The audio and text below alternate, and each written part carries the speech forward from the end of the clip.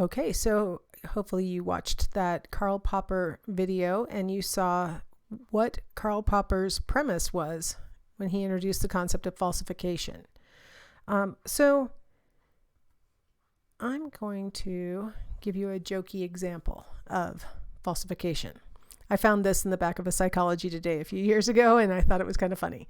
So a noseless man sniffs out conspiracy. 6 unanswered questions about the so-called existence of the nose on my face. Why is it that I cannot see the alleged nose on my face unless I engage in elaborate tricks like closing one eye while crossing the other eyeball?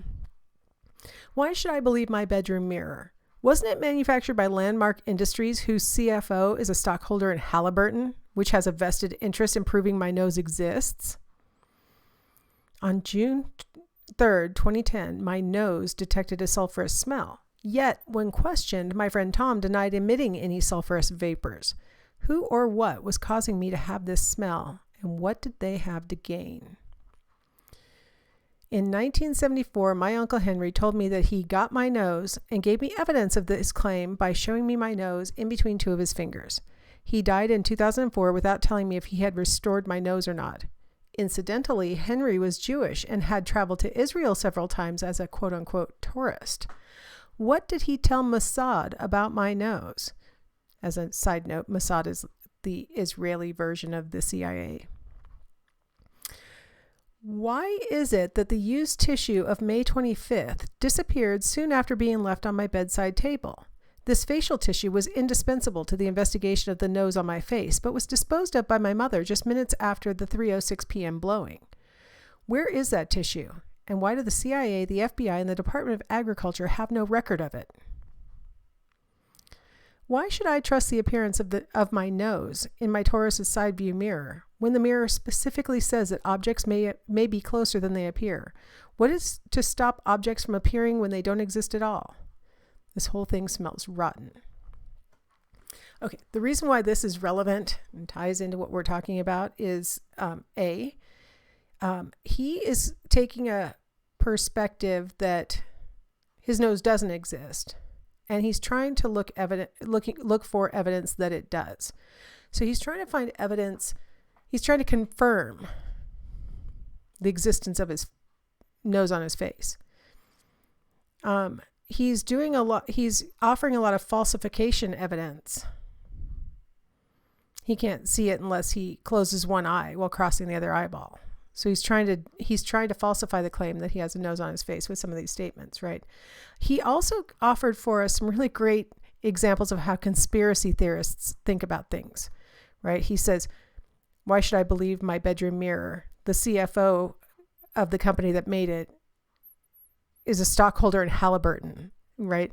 A lot of times people will say, well, we can't believe that source. That source has some kind of tie to some other thing that makes them obviously uncredible.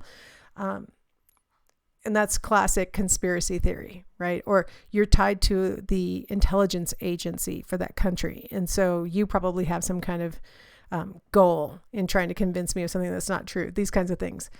So this conspiracy theory logic is going to be part of our exercise for this week, thinking about how unfalsifiable the claims of conspiracy theorists often are. If you say, I can't believe my mirror because it was made by a company whose CFO is a stockholder in another company, look at that logic. I mean, why would Halliburton, even if you're going to infer bad things, why would Halliburton make mirrors that Halliburton doesn't even make the mirrors? The CFO of the company that makes the mirrors has stock in Halliburton. What does that even have anything to do with anything? So this is what happens with conspiracy theories. A bunch of irrelevant things get invoked, and then you're left confused going, why are you even bringing up these irrelevant things? I'm completely confused. Conspiracy theorists oftentimes will make it seem like they're trying to falsify their claim. And in reality, everything that they look at or consider or present is actually evidence in support of their conspiracy theory. So that's why I earlier said he was looking for evidence to confirm what he already believes, that there is no nose on his face. Anyway, I thought you guys would think that was funny. Okay, so normally this is more fun if we can watch and see how everybody else votes, but I want you guys to play along as individuals, and then we'll talk about what typically happens anyway.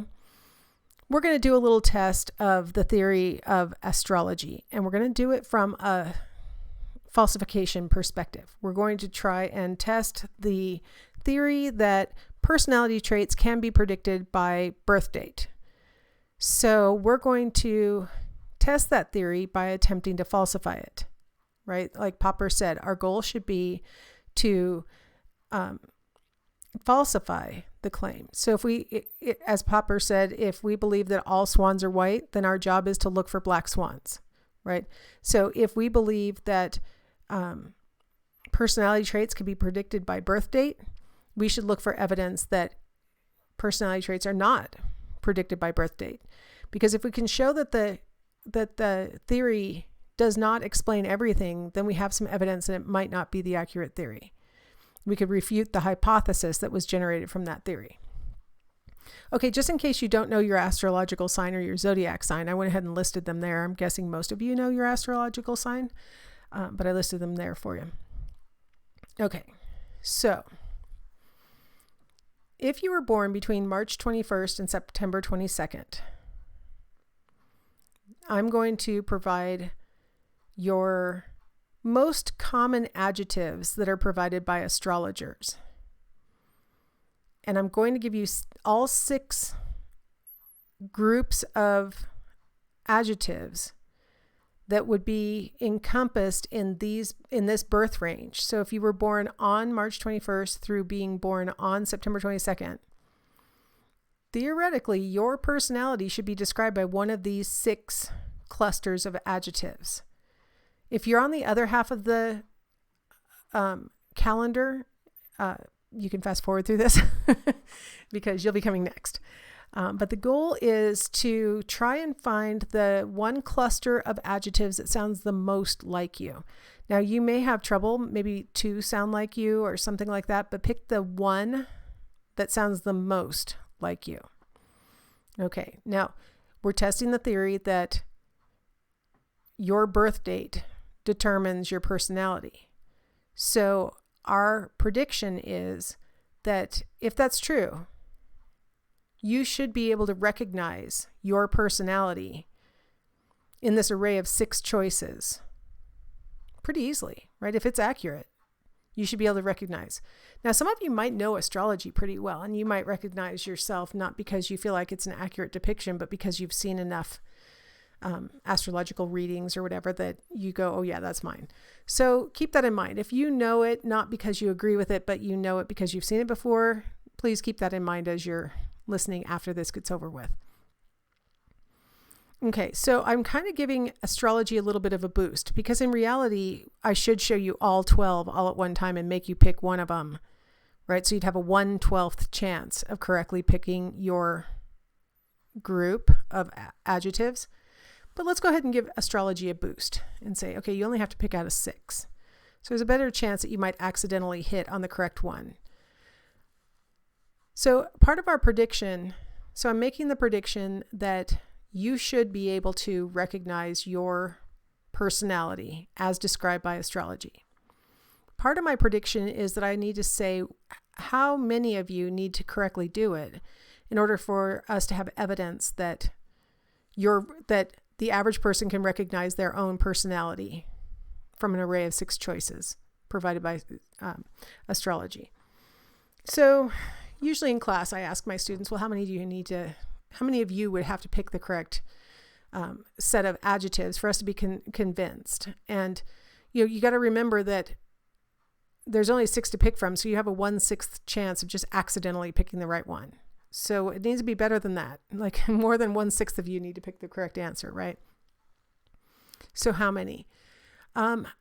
Generally in science, we look for 95% confidence level. So we would want to be looking at most of you getting it right. So there may be the anomalous, a couple of you who accidentally pick it, or those of you who know astrology well enough. But we want most of you to be able to recognize your own personality, not some of you, right? Okay, so keeping that in mind, let's see what these adjective descriptions are. And you pick one. If you were born March 21st through September 22nd, A is you are sensitive, tactful, nurturing, secretive, compassionate, imaginative, cautious, and shy. B, you are loyal, stable, patient, truthful, conservative, self-indulgent, stubborn, and possessive. C, you're intellectual, irritable, versatile, talkative, clever, adventurous, curious, changeable. D, you're critical, practical, analytical, thorough, precise, discontented, intelligent, and industrious. Ugh. E, you're idealistic, daring, enthusiastic, impatient, arrogant, witty, independent, and quick-tempered. And F, you are extroverted, extravagant, generous, warm-hearted, authoritative, impulsive, affectionate, and optimistic. Okay, those are your choices. So if you were born in this date range, please pick one of these 6 groups of adjectives. Like I said, you might not love any of them. You might have 2 that are equally, you don't know. Pick one. Okay, so if you need more time, you can pause me, but I'm going to move on to the other side of the calendar. So if you were born on March 23rd through March 20th, this will include your descriptors. So here we go. G is warm, emotional, sensitive, compassionate, artistic, easygoing, undisciplined, and adaptable. H is secretive, tactless, forceful, intense, romantic, insightful, intolerant, and loyal. I is honest, outspoken, impulsive, playful, optimistic, restless, nonchalant, and direct. J is creative, versatile, broad-minded, idealistic, independent, sincere, unconventional, and studious. K is cooperative, intellectual, impartial, tactful, friendly, self-indulgent, popular, and sensitive. And L is ambitious, calm, hardworking, aloof, cautious, possessive, practical, and tenacious. All right, so if you were born on this side of the calendar, pick one of these 6 clusters. If you need more time to think, pause me, but otherwise I'm going to move on. Okay, so here are your answers. For that first half of the calendar, A is Cancer, B is Taurus, C is Gemini, D is Virgo, E is Aries, and F is Leo. G is Pisces, H is Scorpio, I is Sagittarius, J is Aquarius, K is Libra, and L is Capricorn. Okay. So, did you get it right? Did you pick your descriptors? Generally, when I do this in class, there will be a subset of students who got it right. And if I ask them, was it by chance? Did you know your astrological descriptors? Most of the time they'll say, I've actually seen it often enough. I actually recognized, the vast majority of them. They didn't necessarily feel like it described them. They just recognized it. But we have never gotten better than about a quarter of students picking the correct one.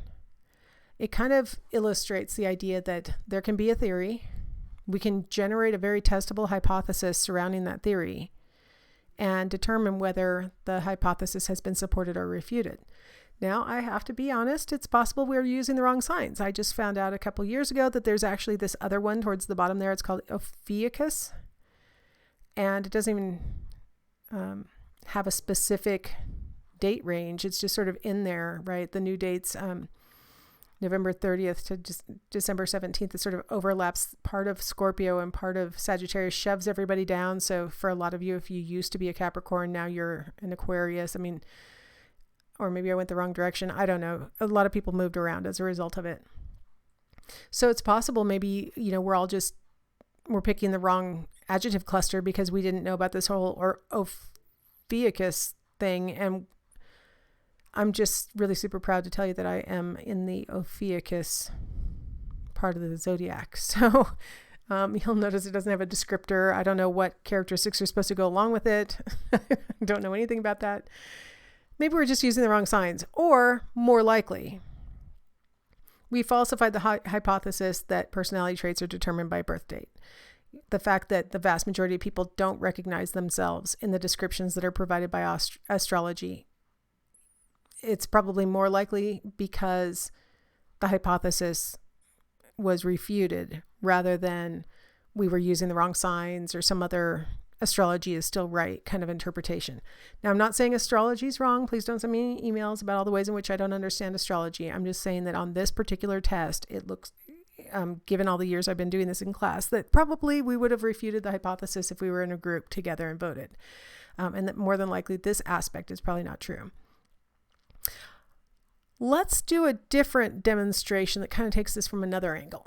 Okay, let's pretend like you're looking at 4 cards. Right now you're seeing one side of each card. We theoretically should be able to flip them over and see things on the back. Okay, so if you're currently looking at a B or a Q, if we were to flip over those cards, you would be seeing either a 3 or a 7. If you're looking at a 3 or a 7 right now, if we flip it over, it would have a B or a Q on the back. Each of these are independent events. So if we flipped over the B, it could have either a 3 or a 7. If we flip over the Q, it also could have a 3 or a 7. They're independent of each other. So if you're looking at a letter, it's going to have one of the 2 numbers on the back. If you're looking at a number, it'll have one of the 2 letters on the back. Okay, so that's how the cards are designed. So now the question is, which card or cards should we flip over to test the hypothesis that if there's a B on one side, there's a 3 on the other side? Okay, so I've told you a couple of things in this chapter that should help you to answer this question, but it looks a lot different from any of the other examples we've been doing. So if there's a B on one side, there's a 3 on the other side is the hypothesis. See, that's the standard structure for writing a hypothesis, right? If X, then Y, right? If there's a B on one side, then there's a 3 on the other side. So which card or cards should we flip over to test the hypothesis that if there's a B on one side, then there's a 3 on the other side? All right.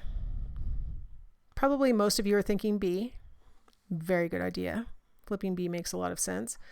B has the possibility of supporting the hypothesis, right? If we flip it over and we find a 3, then we'd say, oh, look, it looks like the hypothesis might be right. I'll come back to that word right in a second. It also has the capability of refuting the hypothesis. If we flip the B over and we find a 7, then we'd have evidence that the hypothesis is wrong. So B makes a lot of sense, and most people want to flip it over. I can just tell you right now, there's no point in flipping over the Q because it's just there for symmetry, right? There's nothing about this hypothesis that would be testable by flipping over the Q. Sometimes students will say to me, well, but what if there's a 3 on the other side of the Q? Then you'd have a 3 on one side and no B on the other side. Well, but the hypothesis doesn't say what's going to be on the other side of a 3. It says what's going to be on the other side of a B. So if we flip over a B and we find a 7, then that would refute the hypothesis. If we flip over the Q and we find a 3, that doesn't say anything about our hypothesis. 3s can have whatever they want on the back. What we're concerned about is what's on the back of a B. So a lot of you probably are thinking, well, then obviously we're going to flip the 3. Obviously, because if I flip over the 3 and I find a B, then we've got support for the hypothesis. And most of us are very attracted to that one. We say to ourselves, well, I'm looking to find out whether there's a 3 on the other side of the B's. But I made you watch a video on Karl Popper and falsification, right? We want to falsify the hypothesis. We don't want to find evidence that supports it. If I run around and all I ever see is white swans, I'm going to think my hypothesis that all there are is white swans is correct. I want to look for a black swan. So the correct thing to do is to flip the 7. In fact, that should be the first thing we want to do. Flip over that 7. If there's a B on the back, we have refutation. The hypothesis is clearly wrong. So we want to flip that 7 first. See if there's a B on the back. If there is no B on the back of the 7, the next thing that I would do is move over to the B. And I would flip that over. If I found a 3 on it, I'd say, well, the hypothesis is still in the running. I wouldn't say it's right. I would not say that it's been proven. I would say the hypothesis is still in the running if I found a 3 on the back of the B. But if I flip the B over and I find a 7, then I know that the hypothesis has been refuted. It only takes one piece of evidence that runs contrary to the hypothesis to refute the hypothesis. No amount of evidence that supports the hypothesis will ever prove it, because it's always possible that that one piece of information is somewhere out there that would show us that we're wrong. So if I run around and I see white swan, white swan, white swan, everywhere I go, all I ever see are white swans. And I go, see that? I told you, all there are is white swans. That's it. That's all there are. And meanwhile, I've never gone to the places where there are black swans. So as far as I know, there are no black swans. So I'm right. See, I'm right. My hypothesis is proven. All swans are white. My hypothesis is never proven because you never know where the information might be hiding. And so all we can ever say is that a hypothesis has been supported or refuted. One piece of evidence refutes it and takes it out of the running. No amount of information ever makes it proven. Now, these two cards that allow us to refute the hypothesis are our falsification tests, right? The goal of falsification is to test the hypothesis by attempting to disprove it. If the hypothesis withstands that attempt to disprove it, it's still in the running. It's still a viable hypothesis. If the falsification test shows us that the hypothesis is wrong, then we know the hypothesis is wrong. There are 7s with B's on the other side, so that means that a B has a 7 on the other side, which means the hypothesis is blown. So when thinking about falsification, I think a lot of times people hear that word falsification, assume that it's failure, right? Oh no, I was wrong, and assume that we don't want falsification. We always want our hypotheses to be phrased in a way that so that they could be falsified. And our goal is to survive the falsification tests, right? If we want to test the hypothesis and we think that we have come up with a prediction that is accurate given the theory, we would like our hypothesis to survive the falsification test, but we have to put our hypotheses through those tests, right? We have to try and prove them wrong. So it kind of takes us back to the global warming example that I gave us in a previous lecture. The goal is to falsify the claim.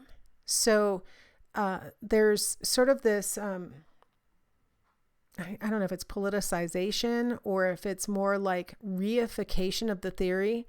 Reification means that you're starting to treat it as if it's a concrete, real thing. But for some reason, we've moved from, okay, we have this theory and these are the hypotheses that we've generated and these are the outcomes of the tests. And if any scientist questions, well, what if we were to do this or that, or my findings found something different, like ice core data has been suggesting that certain parts of the world, the glaciers have grown and shrunk over time, repeated times. And so there some scientists have tried to argue, well, that's a natural process. Like these things, this has been happening since before humans, had even managed fire yet, let alone industrialization and things. Some of the other scientists are acting as though those scientists are like heretics. And that's not what we ever should be doing in science. We should always be attempting to falsify whatever is the current hypothesis. Now, why, sorry, I'm going to go back to this for a second. Why are we so attracted to that 3? Why do we want to flip over the 3 and see if there's a B? It's very attractive. We want to do it. It's what we call confirmation bias. It's a really strong motive. In our normal cognition, going through everyday life, very normal thing to do is to seek out evidence that supports our beliefs, right? To look for sources that will tell us that we're right. It could be that we look for friends who agree with us, or we'll ask other people their opinion until we find one that actually agrees with us. And I go, okay, that's the person who's correct because they already agree with me. In our normal everyday life, we seek out information that supports our beliefs and we actively ignore evidence that refutes our beliefs. That's very normal. In our everyday life, you see it on Twitter and Facebook and all these conversations that people have with people they don't know on the internet. This one will pull out their evidence, and this one will pull out the exact opposite evidence that they pulled from someplace else. And both of them think that they're right. Each of them has sought out evidence that supports what they already believe. And what's really troubling is that as we're so busy trying to prove our point by finding a piece of evidence that will support our perspective, we are deaf to the evidence that could actually show us that we're wrong. We just don't want to hear it. Our goal in normal everyday life is we want to be right, and not as a smug, I'm right, you're wrong necessarily attitude. That's not what I'm talking about. I'm talking about we want to believe that we understand the world and that our representation in our head of how the world works and stuff like that, that all of that is accurate. It's very disconcerting to realize that what we think and what we have tenaciously clung to our whole lives, or what authorities have told us in the past, like the things that our own, senses have told us, all those other ways of acquiring knowledge. It's very disconcerting to find out that maybe we've got the wrong information. We struggle and try and deny it, and we just don't want to deal with it because it's too much. We don't want to do that. That's how we get through our normal lives. And I think probably everybody does it, right? I don't care how scientific you are at work when you're in your lab. In your everyday life, you probably seek out information that supports what you believe and avoid information that would show you that you're wrong. In scientific thinking, we have to actively suspend that. We have to on purpose say, I need to seek out evidence that refutes my beliefs. I have to seek that out. I have to attempt to falsify my beliefs. In addition, when we do find evidence that supports our beliefs in science, we have to be just as suspicious about that. So when you finally, you've done your replication and you got the results that you expected, you still have to go, okay, now did I actually do this study correctly? Because did I just get this outcome because I was being faulty and I was expecting to see this? We have to be just as suspicious of evidence that supports our beliefs as we are about evidence that refutes our beliefs. And then just to reiterate what I was saying on the last slide, we never prove hypotheses. Hypotheses are supported, but we all know it's possible that that piece of information that would show us that it should be refuted might still be out there lurking. And so we have to be aware that we are supporting hypotheses and theories. We are not proving hypotheses and theories. All right. So I'm going to stop here and we're going to come back in the next segment and we're going to talk about how scientists actively avoid confirmation bias.